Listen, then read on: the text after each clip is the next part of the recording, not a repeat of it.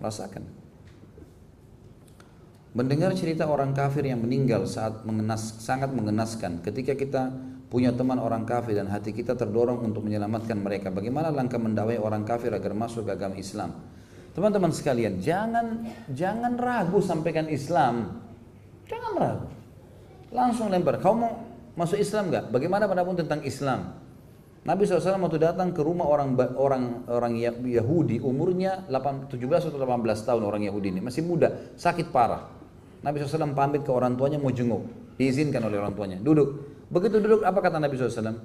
Bukan Nabi bilang, apa kau mau masuk Islam, ya? Atau kau mau ditawarkan makanan atau dibawakan buah, dirayu dulu, enggak.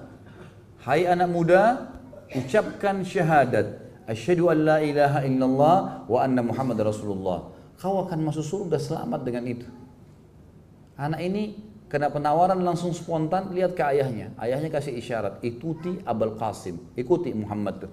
Syahadat dia dipandu, asyhadu an la ilaha illallah wa anna Muhammad Rasulullah. Kata Nabi SAW, alhamdulillah, pamit keluar. Begitu depan pintu rumah, terdengar tangisan keluarganya. Nabi SAW ulangi lagi, alhamdulillah alladzi anjahu minan nar. Segala puji bagi Allah yang telah menyelamatkan dia dari api neraka karena syahadatnya ini. Kita kadang-kadang ragu diterima atau enggak ya. Bukan urusan kita diterima teman-teman. Dan sederhanakan kalau orang itu masih belum sakit parah, masih teman dekat, teman kampus, teman bermain, partner bisnis, jangan ragu. Apa kamu sudah tahu Islam? Apa yang menghalangi kamu masuk Islam? Pertanyaan spontan langsung. Enggak ada sesuatu yang harus disembunyikan. Oh saya enggak mau masuk Islam. Ya sudah, kita sudah tahu kan. Udah enggak usah tawarin lagi. Tapi kalau dia bilang, menurut saya begini, dia diterangkan, misalnya ada negatif, kita luruskan negatif itu, gitu kan? Kalau saya biasa kadang-kadang bicara dengan beberapa orang, apalagi orang yang mau masuk Islam itu, kayak mudah sekali ya, tidak ada sesuatu yang berat. Mungkin mereka masih pertimbangkan sebagian, tapi sebagian yang lain mau syahadat. Waktu kita isi itu hari saya isi dengan Dr. Bilal Philips di Albina. Itu saya bilang sama panitia, dia tanya, Ustaz, apa yang harus dibicarakan oleh Dr. Philip ini? Saya bilang, minta beliau ceritakan tentang pengalaman masuk Islam saja, karena tadinya non-muslim kan, supaya jadi motivasi untuk teman-teman bagaimana mudahnya mengajak orang masuk Islam. Nanti saya bicara dari sisi akidahnya, dikombinasi, dan alhamdulillah sukses, penuh waktu itu, Masya Allah orang yang datang. Terus saya bilang, di tengah, saya tidak tahu juga kenapa tiba-tiba saya terlintas, waktu lagi ceramah saya bilang, selesai. Pada saat saya selesai menjelaskan beberapa poin, saya bilang, sebentar teman-teman panitia, saya minta tolong diberikan kesempatan siapapun yang non muslim hadir di sini untuk maju kalau mau syahadat. Tiba-tiba saya bilang begitu. Orang pada bingung, orang pikir benar nggak sih gitu. Oh iya ya Ustaz, diambil mic. Baik. Ada nggak di sini non muslim? Jangan takut, silahkan. Kalau mau syahadat bisa dipandu sama Ustaz. Angkat tangan tuh beberapa orang. Ternyata non muslim ada yang hadir loh. Sangat sederhana. Baik, habis pertemuan silahkan datang ke sini. Datang ke depan, syahadat di depan saya. Kenapa masuk Islam? Begitu dia duduk mau masuk Islam, ya. Baik, ikuti saya. Langsung syahadat dulu. Asyhadu an la ilaha illallah wahdahu la syarika lahu, asyhadu anna Muhammadan abduhu wa rasuluh. Syahadat sama dia. Baik, selamat ya akhi, sudah masuk Islam. Baru ditanya, kenapa masuk Islam? Jangan suruh cerita dulu baru syahadat. Kalau dia mati tadi waktu cerita bagaimana? Syahadat dulu. Dia sudah syahadat 1 menit lagi mati, alhamdulillah masuk surga tuh. Cerita dulu bagaimana masuk Islam, ayo dengarin apa? Syahadat dulu baru cerita, nah itu benar, gitu kan? Syahadatin dulu, itu yang penting, gitu kan? Syahadat, alhamdulillah begitu syahadat teman-teman sekalian, datang lagi satu. Ustaz sebentar, pas saya turun, ada lagi yang mau syahadat Ustaz. Baik, saya kembali lagi. Ya. Saya tidak bilang salah seorang ikhwah silakan syahadatkan karena saya dipanggil, saya pikir ini kesempatan dapat pahala. Baik, duduk silakan. Mau masuk Islam ya? Asyhadu an la ilaha illallah wa anna Muhammad Rasulullah. Diulangi sama dia. Alhamdulillah selamat sudah masuk Islam. Enggak rumit, enggak suruh mandi dulu, baca dulu Minhajul Muslim setebal ini kasih. Soalnya pernah ada ikhwan di Makassar begitu. Dia bawa ke saya waktu itu ada Syekh Soleh datang, guru saya dari Madinah, beliau datang, semoga Allah jaga beliau, datang ke Makassar. Pas acara pernikahannya ada yang datang ikhwan. Ustaz, ada teman saya sudah lama mau masuk Islam. Sekarang saya bawa di sini biar syahadat sama Ustaz. Sudah lama maksudnya apa akhi? Sudah berapa tahun dia tanya tentang Islam. Terus apa yang antum lakukan? Saya kasih buku dulu, suruh pelajari. Saya bilang sama dia, kalau dia meninggal selama proses 2-3 tahun ini antum berdosa. Dia sudah mau syahadat kok. Syahadat dulu, makanya orang yang syahadat dinamakan mu'allaf. Mu'allafati qulubihim, artinya orang yang lemah hatinya, bisa pindah agama. Karena baru syahadat, baru diajar. gitu kan? Jadi syahadat dulu, jangan ragu dengan itu teman-teman. Tawarin Islam. Saya lupa siapa namanya dai yang dari Jerman tuh. Ada yang masya Allah saya tonton itu hari dia buka counter di jalan di Jerman, gitu kan? Lalu siapa yang mau syahadat? Teriak langsung begitu. Saya lihat cuplikannya orang pada mampir, angkat tangan orang-orang itu. Allahu alam ngerti atau enggak tapi angkat tangan. Dipandu syahadat semua. Sudah syahadat baru dipanggil, dikasih buku-buku. Pulang sudah muslim. Itu yang dilakukan. Artinya syahadatin dulu, gitu kan? Dan sederhana, langsung to the point. Apa sudah tahu Islam? Kenapa kamu belum masuk Islam? Tanya pengalamannya, gitu kan? Bagaimana pendapatmu tentang Islam? Tanya sesuatu. Bagaimana pendapat bapak, pendapat ibu tentang Islam? Tanya. Dan kalau dia sudah mau syahadat teman-teman sekalian. Dan kita temukan orang yang syahadat luar biasa gitu. Ada salah satu teman istri saya di Makassar masuk Islam. Itu waktu setelah syahadat saya tanya, kenapa mau masuk Islam? Saya waktu dengar Ramadan, dengar azan di masjid, saya merinding. Perasaan kita dengar azan tidak pernah merinding gitu kan? Baik, tiba-tiba saya bilang, mungkin ini pengaruh orang Islam nih. Jadi saya berpikir orang Islam itu pakai sihir.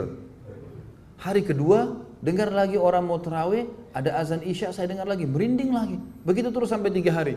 Saya bilang ini nggak mungkin kalau sihir. Lalu saya mulai tersentuh untuk masuk Islam. Lalu dia bicara sama istri saya pandu, silakan kalau mau syahadat. Karena kebetulan alhamdulillah istri saya juga mu'allaq masuk Islam. Maka pada saat dia bilang saya dulu masuk Islam, tinggal syahadat, saya pandu. Tapi syahadat dulu baru jelaskan tentang masalah Islam itu apa. Itu saya sederhana. Jadi sederhanakan, masalah dia tidak terima teman-teman bukan urusan kita atau dia terima. Itu bukan urusan kita. Kita ajak orang sholat di masjid. Saya kalau ke masjid dekat rumah, Pak sholat Pak. Masalah dia ke masjid, tidak ke masjid bukan urusan kita. Yang penting kita sudah ajak, gitu kan. Tapi jangan kita masuk surga sendiri, jalan tidak peduli. Begitu lihat orang pakai kalung salib, neraka. Salah itu. Lihat orang begitu, ini dia nih. Jadi teman-teman, setiap orang yang belum paham agama atau orang yang salah itu adalah tanda kutip itu mangsa kita dapat pahala. Bayangkan kalau semua orang sudah beriman, semua orang sudah soleh, antum dapat pahala dari mana? Kesempatan. Jangan lihat dengan sinis, senyum, rangkul, berikan sesuatu, gitu kan? Sehingga insya Allah dia dapat hidayah. Allahu a'lam. Seperti itulah. Sudah habis? Habis. Alhamdulillah. Bagus ini. Jadi begini, sering-sering bertanya sedikit, amalin. Terlalu banyak bertanya. Baik, semoga Allah SWT memberkahi majelis kita dan juga menjadikan seluruh amal yang pernah kita kerjakan diterima olehnya, dan juga semoga semua dosa yang pernah kita kerjakan dari yang kecil sampai yang besar semua diganti dengan menjadi pahala dengan kemahamurahannya. Dan juga semoga sisa umur kita ke depan semua diisi dengan amal soleh, berkah di harta, di keturunan, di pasangan, dan juga di ilmu dan harta kita. Serta semoga saja puncaknya kita akan dimasukkan surga tanpa hisab. Dan kita memohon kepada Allah yang maha kuat dan maha perkasa untuk menolong saudara kita di Palestina, di Syria, di Yaman, di Irak, di Myanmar, di Ahsa, dimanapun mereka berada sedang tertindas. Semoga Allah ikhlaskan niat mereka, terima para syuhada mereka, mulakan Islam di tangan mereka dan tangan kita semua. Dan semoga Allah partisipasikan kita bersama mereka di pahala, baik dengan doa, dengan harta, juga dengan jiwa kita. Dan semoga Allah dengan kemahamurahnya menyatukan kita semua di surga firdausnya tanpa hisab, mana ia satukan kita di majlis ilmu yang mulia ini. Kalau benar dari Allah, pada salah dari saya mohon dimaafkan. Dan saya ingatkan kembali teman-teman sekalian, tanggal 2 September sebelum kafarat majlis, hari Jumat. Hari ini sudah Senin ya. Mulai kita masuk Selasa, Rabu, Kamis, Jumat. 4 hari dari sekarang. Sudah masuk 1 Zulhijjah. Ini hari-hari emas kita. Kembali saya ingatkan, 2 September sampai 12 September. 10 hari itu adalah hari emas.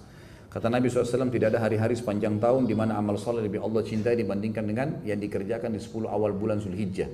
Para sahabat mengatakan, wahai utusan Allah, bagaimana dengan jihad di jalan Allah? Kata Nabi SAW, jihad pun belum bisa mengalahkan amal soleh sekecil apapun yang dikerjakan di 10 awal bulan Zulhijjah, kecuali seorang laki-laki yang keluar berperang membawa seluruh hartanya dan jiwanya, dan dia tidak membawa pulang keduanya.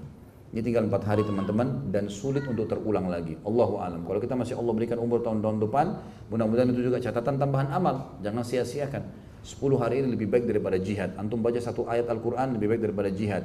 Sedekah 1.000 rupiah lebih baik daripada jihad. Semua ibadah yang kita kerjakan lebih baik daripada jihad. Ini saya ingatkan karena pertemuan kita Senin depan sudah masuk dalam 10 awal Zulhijjah. Tapi dimulai dari bulan hari Jumat, itu kan hari Jumat. Dan puncaknya teman-teman sekalian ibadah haji yang dikerjakan. Kalau tidak sempat haji maka jangan lupa sholat Idul Adha dan juga kurban di tanggal 12 ya. Pas Idul Adha kata Allah SWT, "Fasholli rabbika wanhar." Salatlah hai Muhammad Idul Adha itu dan berkurbanlah setelahnya. Kemudian ada juga puasa hari Arafah tanggal 9 Zulhijjah atau tanggal 11 nanti, 11 September ya. Ini kita puasa sehari. Kata Nabi SAW, puasa hari Arafah mengampuni dosa-dosa 365 hari yang lalu dan 365 hari ke depan. 700 lebih hari diampuni dengan satu hari puasa. Kemudian juga kita mendirikan sholat malamnya kena 10 awal Zulhijjah lebih afdal daripada, sama menyaingi, dan bahkan ada pendapat ulama yang mengatakan lebih afdal daripada 10 akhir Ramadan karena pahalanya mengalahkan jihad, walaupun Ramadan lebih baik daripada 1000 bulan karena cuma di malam-malam ganjil. Sementara dalam surah Al-Fajr ayat 2 Allah puji semua malamnya 10 awal Zulhijjah, walayalin ashar, dan 10 malam berturut-turut ganjil atau genap, kejarlah ibadah, dan ibadah apapun di situ kita kerjakan lebih baik daripada jihad. Dan yang bisa mengalahkan kita hanya orang-orang yang bisa menyamai, bukan mengalahkan, orang yang keluar berperang, menghabiskan seluruh hartanya dan juga mati syahid, baru sama dengan orang yang beribadah di 10 awal Zulhijjah. Depan mata teman-teman sekalian, maksimalkan ibadah. Termasuk insya Allah wajibnya kayak kita nanti hadir sholat Jumat bagi laki-laki. Mulai jangan lupa baca Al-Quran, jangan lupa puasa semampunya, ya, berzikir, bersedekah, semua lebih baik daripada jihad di jalan Allah Subhanahu wa taala. Kalau ada benar dari Allah, kalau salah dari saya mohon dimaafkan. Subhanakallahumma bihamdika asyhadu an la ilaha illa anta astaghfiruka wa atubu ilaik. Wassalamualaikum warahmatullahi wabarakatuh.